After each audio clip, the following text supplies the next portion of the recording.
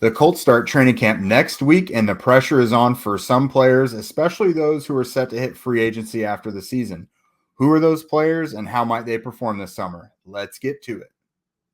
You are Locked On Colts, your daily Indianapolis Colts podcast.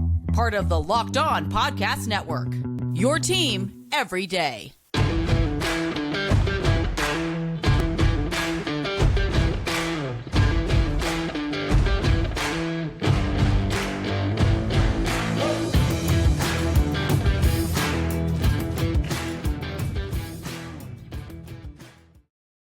All right, Colts fans, thanks so much for tuning in and making us your number one listen of the day. This is your daily podcast covering your Indianapolis Colts, part of the Locked On Podcast Network, your team every day.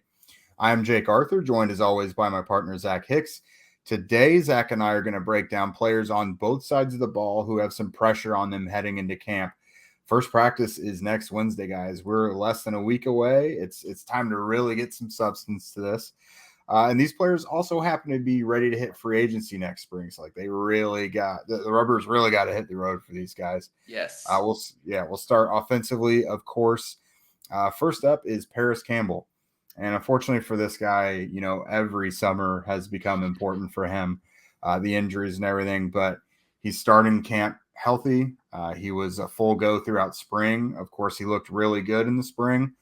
He's one of those guys that pops out. When he's healthy, he looks great, and that's always been the case throughout his career. So he is the first guy we got to circle because, man, if he could stay healthy in his first contract year, that could be pretty big for him, but it also creates kind of a weird situation for the Colts, especially if some of the other younger guys are developing.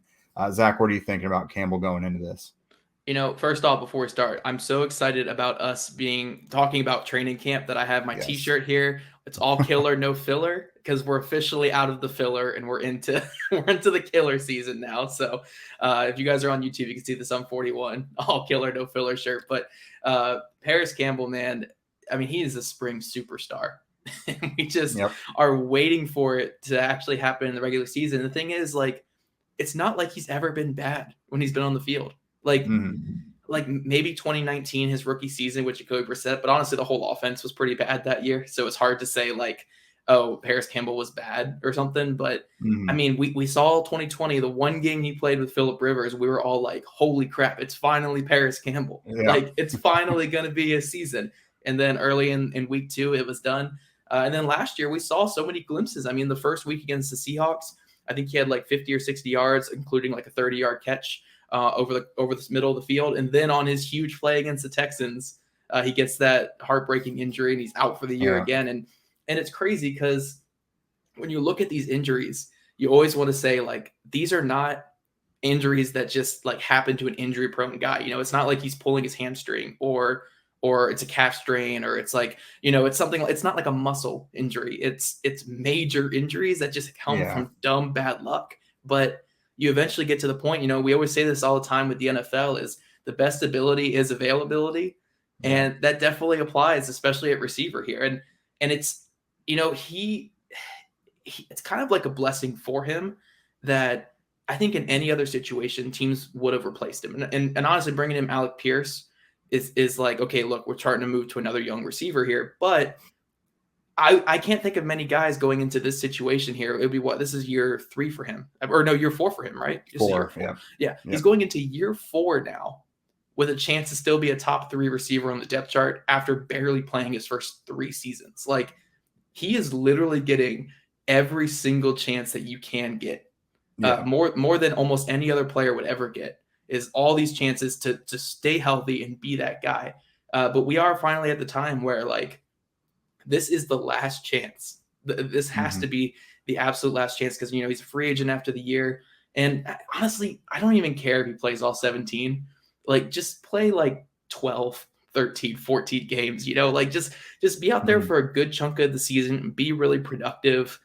And I'm happy. I just want to see him be productive and be, I don't need him to be 1,000-yard receiver, but just show what you've already shown when you've been healthy, but stay healthy. And I think that's what the Colts are hoping for this year. And it's hard because you want to get excited about his training camp and his offseason, but you always have that in the back of your mind, when's that injury coming? So I expect him to have a dominant training camp like always. And I have my eyes closed every time he touches the ball come season time. Yeah, they are dying for him to be able to stay healthy and contribute. That you're over this time, injury after injury, year after year, no one I've talked to in the organization has even begun to sound ho-hum about it. Like, they still sound excited every single time you talk about him. Frank Reich, he'll find a way to manufacture touches for Campbell whenever he can. Chris Ballard glows about him all the time, glows about him as a person. But God, just the guys with multiple abilities in this offense, if they stay healthy, like being able to have Nyheim Hines and Parris Campbell both healthy for a full season, the amount of things you could do with that is just a lot of offenses really would like to be able to utilize that. So we got our fingers crossed for Parris, and in honor of Zach's Sum 41 shirt, Parris is ready to give defenses a fat lip. Someone else who is ready to give defenses a fat lip is new Colts left tackle, Matt Pryor. Now, this is one of your guys. You always fall in love with these bottom of the roster guys, and it turns out Pryor became a starter. I mean, he's going into this thing as the new starter at left tackle. What do you think about him? Well, in keeping with the Sum 41 puns here, it's gonna be fun. This will be very niche people that are gonna understand these references. But last year, when Matt Pryor stepped in at left tackle against Yannick Ngakoue of the Raiders, in that, I think it was week 16 game, he came in and he didn't look in over his head at all. Again, keeping with the Sum 41 puns, he didn't look over his head whatsoever. He looked great. Yeah. Again, very niche. That's what we're going for here. But we're done after this one, guys, I promise. But Matt Pryor against Yannick Ngakoue. Yeah, we might not be. But Yannick Ngakoue late in the season, he looked really good. And I'm not saying it was like this superb, like, oh my gosh, this is a top 10 left tackle game. But like, it was a really solid game. And especially from what we had seen all season from Eric Fisher, I was very, very impressed with what I saw with him at left tackle. And then obviously early in the season, we saw him at right tackle. He had a game against Justin Houston with the Ravens, and he looked really strong. He had a couple snaps in that game also against Odafe Owe, who was wreaking havoc against the left side earlier in that game against Eric Fisher. And then on the right side, Matt Pryor was handling him. So I really do like what Matt Pryor showed last year at tackle. Now, again, I'm not saying, oh, this is OT1 or left tackle 1, and this guy's going to be our left tackle forever. But I'm saying he's earned the shot that he's going to get going into camp. And so I'm not thinking this camp right now is like make or break for him, because I feel pretty good about saying he's going to be the left tackle for a good chunk of this season. But I think this season is really big for him to earn a real left tackle contract. He's got a good contract right now to come back to the team and show that he can be a left tackle. If he puts it together during the season, I mean, he could get a huge extension, because left tackles are getting paid a ton right now. Absolutely. And this isn't necessarily a big summer for him because it's like a last chance thing, or like he's in danger of being cut or anything. This is a big audition for him, because the Colts were lucky to be able to even bring him back. He was in high demand in free agency. And so if you establish yourself as a brand new starter at the most prominent position on the offensive line, and you look good, you look even average, this is a contract year. You're about to get paid for that.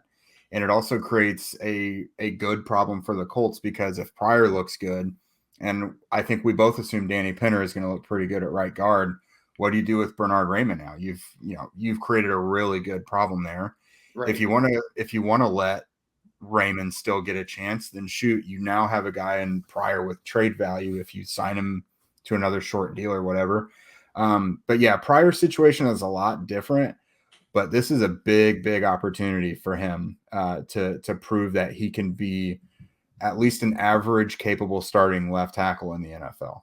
Yeah. No, I think he can absolutely do it too. He's got the ability, and he showed last year he has the film to back it up. So I'm excited for him. Again, doesn't have to be a top 10 guy. If you're just an average level starter, that's enough to get paid some pretty good money at left tackle. So just continue what he did last year in his 5 starts at tackle.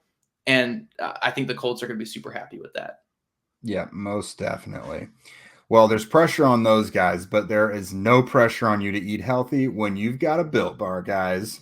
From the people who invented healthy and tasty comes the latest gift to your taste buds. You've probably tried the amazing Coconut Brownie Chunk Built Bar, but guess what? Your friends at Built have given Coconut Brownie Chunk the Puffs treatment. That's right, the Coconut Brownie Chunk Built Bar flavor you love and a deliciously chewy marshmallow covered in 100% real chocolate. It's like a fluffy cloud of coconut brownie goodness, guys. Coconut Brownie Chunk Puffs are only here for a limited time, so go to Built.com now to make sure you don't miss out. They're going fast because they taste amazing. If coconut's not your thing, guess what? I can speak from experience now. I got some Built Bars in the mail just today. It was the s'mores ones, and guys, that was for real. So if coconut is not your thing, I cannot recommend those s'mores ones enough. I'm a big s'mores fan myself, and that checked all the boxes for me. So get to Built.com right now and get whatever suits your fancy. All Built Bars are made with collagen protein, which your body absorbs more efficiently and provides tons of health benefits. Eat something that tastes good and is good for you. The best part about Built Puffs is, of course, they taste amazing, but you can enjoy them guilt-free because they're actually good for you. They are the perfect treat, perfect for when you've got a craving, you need to satisfy your sweet tooth, or if you need a quick, healthy snack, they are an excellent source of protein. So once again, go to Built.com and use our promo code LOCKED15 and get 15% off your order. Use promo code LOCKED15.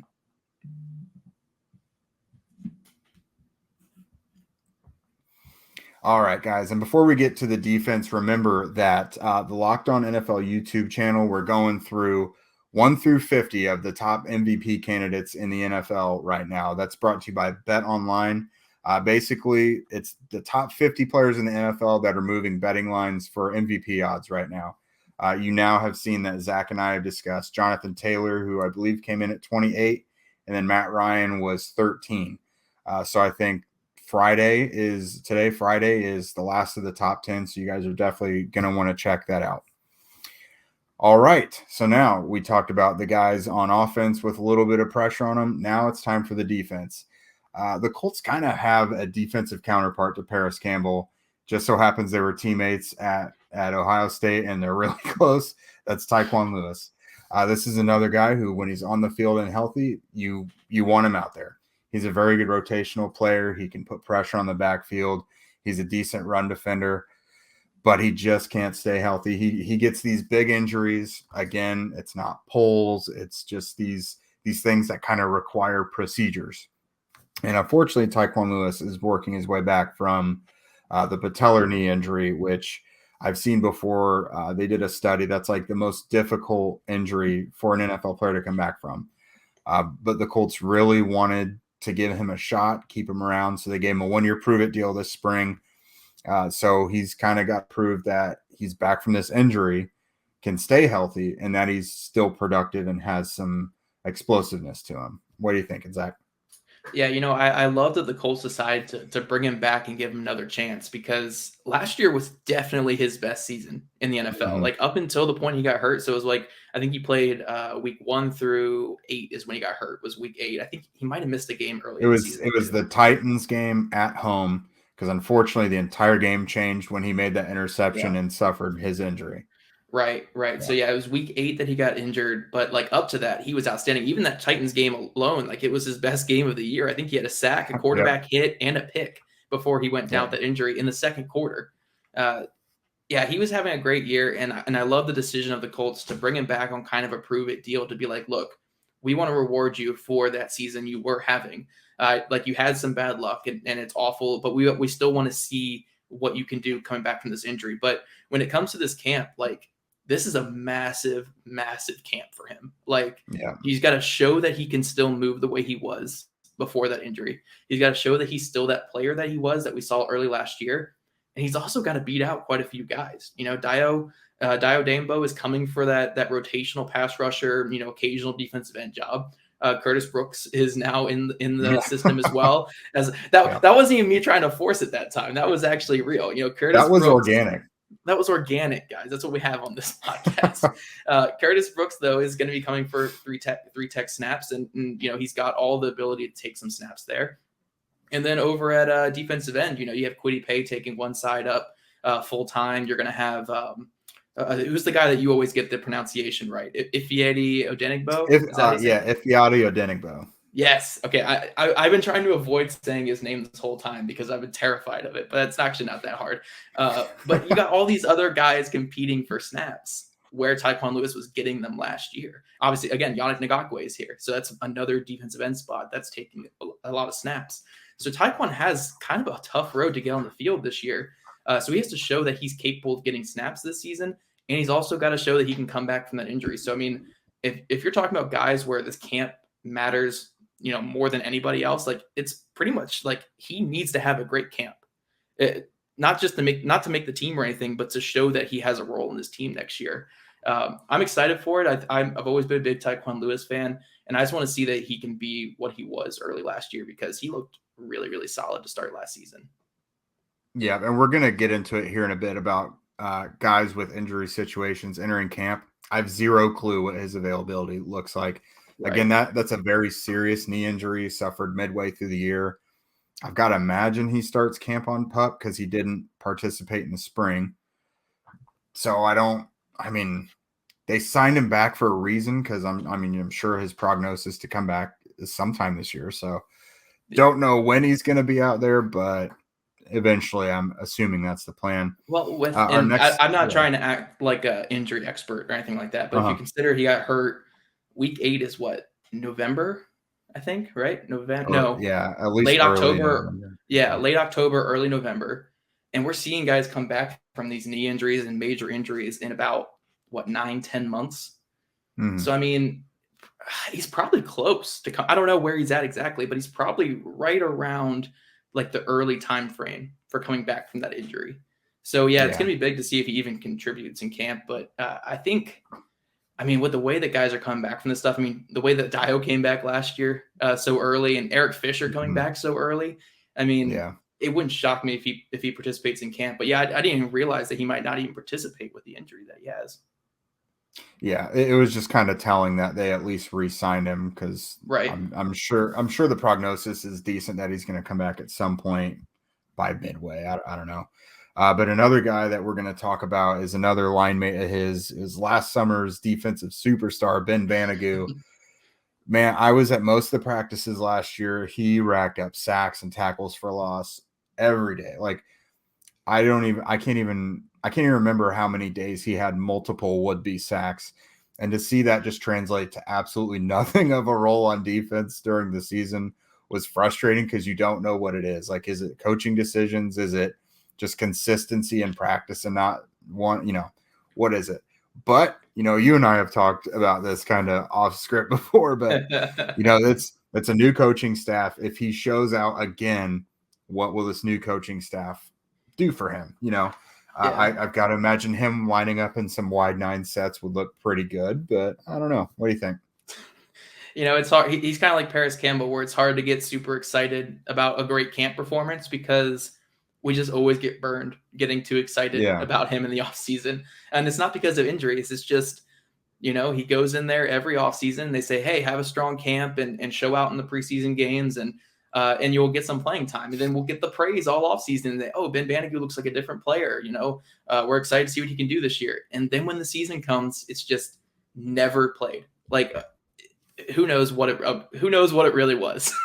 I'm not trying to say too much here, but like, who knows? Who knows? I'm not trying to say too much here, but when we're talking last chances, we're talking Parris Campbell on offense.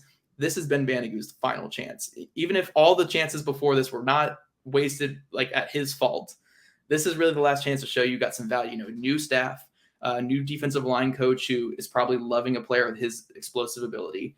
And then a scheme that's a lot friendlier to who he is as a player. You can't say the whole run defense thing anymore because you have Yannick Ngakoue on here. Right. Yannick Ngakoue, I think according to Pro Football Focus, was the worst run defender in the NFL among defensive ends last year. So Yannick coming out of Maryland, kind of paved the way for these guys who were just pass rushers. And right. Right. Guys who could earn significant snaps as very little run contributors. Right. So I think there is a role for Ben Banogu on this defense. It's just, I don't know what in camp is going to sell me on that, because it sucks. It sucks that he never really got his run with the last defensive staff. But this, again, final chance. They've kept him for a reason. I do know, and I think I can say this. The Colts did turn down a couple trade offers for him last season. Now, they were really late picks, but they did turn those offers down because they valued him more than late picks. So they want him around for a reason. So hopefully this new defensive staff sees that and he can get on the field a little bit. But last chance, absolute last chance. And knowing Ben Banogu, he's going to take advantage of it. I just hope it translates to something come regular season. Yeah, absolutely. I mean, he's got the work ethic, he's got the talent and ability. So, I mean, let's hope it translates to something this summer. Last guy here, little footnote before we move along. Defensive tackle Chris Williams really kind of showed up and showed out last summer, especially around the time the Panthers came in for joint practices. If the season started tomorrow, he'd be the third defensive tackle. He's the guy fending off Curtis Brooks and Eric Johnson. So this is a big opportunity for him because the Colts drafted 2 defensive tackles who could take his spot at any time. But I mean, he's in that Taylor Stallworth role right now. Right. Taylor Stallworth was a good player, and they let him walk. They brought Chris Williams back, so it's a big opportunity for him.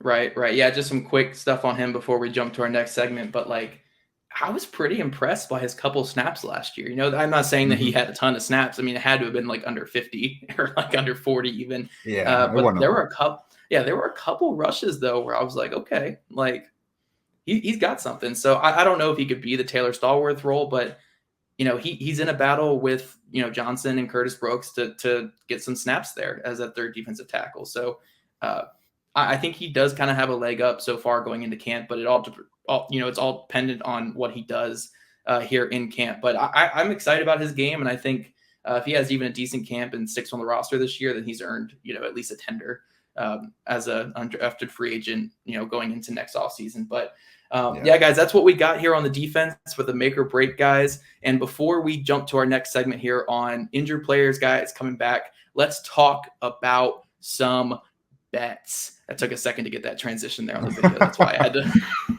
to bring that out. Bet online. This is production value, folks. Production value. Bet online is what we're talking, guys. BetOnline.net is the fastest and easiest way to check in on your betting needs. Find all your favorite sports and events at the #1 online source for odds, lines, and games.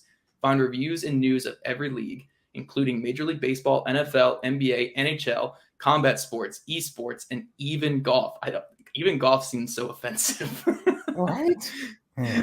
BetOnline continues to be the top online resource for all your sports wagering information, from live in-game betting, scores, and podcasts. They have you covered. And guys, if you want to see some great bets you can make this year on some Colts players, go to one of our past videos. We talk about how you should be betting on Matt Ryan, basically all his stats going over, and Michael Pittman Jr., his stats going over as well. We did a whole video on that. Just go to wherever you listen to the podcast or go on the YouTube page, a couple videos down, a couple pods back, and you'll find all of our advice on who you should bet. Head to BetOnline today or use your mobile device to learn more about the action happening. BetOnline, where the game starts. Oh, Zach Hicks. There we go. There we are. I'm going to keep all this on video because it's just the production value. Why I'm just trying something new. That's smooth, baby. All right. So last up are guys that are they've got injury situations coming into camp this next week. A couple smaller footnotes are guys like Stephon Gilmore. He did participate in spring ball, but I don't think he was ever a full go in the 11s or the 7-on-7s. He did get some action in those live drills, but I don't think they ever put a full workload on him.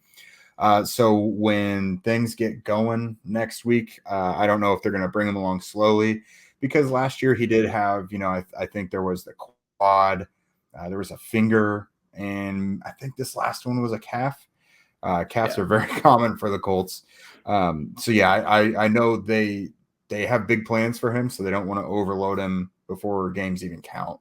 They honestly, know who he is as a player. So honestly, don't even I hope he just does walkthroughs all off season. We're talking a 32. Oh, he's what, 31 going on 32, or he's a 32-year-old corner, former defensive player of the year. One of the best corners in football. He really doesn't need training camp. Get him out there doing some light jogs and some walkthroughs, but I really do not care for seeing him doing anything here in training camp. He knows what he's doing. Just get him conditioned and ready to go, and that's it. Right. Now, the one that Zach, of course, wants to talk about is Rodrigo Blankenship. Now, he had his injury he had it midway last year against the Ravens, had that hip injury, was out for the rest of the season. I believe I saw him out there in the spring, so I think he's back, but he's in a competition with Jake Verity. Now, none of us know anything about Verity because he's new to the block, and I think he's been one or two places before, but that's a legit competition. Blankenship is coming back from an injury, so there's that. I won't put Zach to that anymore. Tell us about Darius Leonard, Zach. Yeah, Darius Leonard's always had injuries that he's fighting through. I mean, it feels like he's had just constant injuries, and it's not like it's Parris Campbell stuff though, where he's out for the year. It just always seems to be these minor injuries here and there.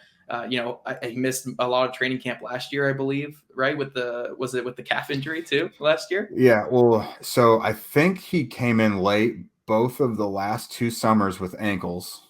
Yes. And then as a rookie in 2018, he hurt himself working out pre-draft, I think. It was a groin or hamstring or something. Oh, yeah. That's why his combine was terrible. His workouts were terrible. Yeah. Yeah, but he participated in the second or third practice and picked Andrew Luck off right away, leaping way up high in the air, and the rest is history. Defensive rookie of the year. So he comes into every camp banged up. He's got this calf and back injuries that are working in concert, I guess. Yeah. So he had some surgery to clean that up. That announced not too long ago. I think they said he should be good for a good chunk of camp. He might miss some days here and there, but for the most part, he's going to be there. But honestly, with Darius Leonard, it's like he's a unicorn, man. I really don't things that should there's so many things about him and his game where it's it shouldn't be working. Again, he could I feel like he could go all training camp and not step foot on the football field and not condition, not do anything. And then he would go out there week 1 and have 20 tackles and 2 forced fumbles. He's not to sound all a fan here or anything like that, but he's the definition of just a gamer. That's yes.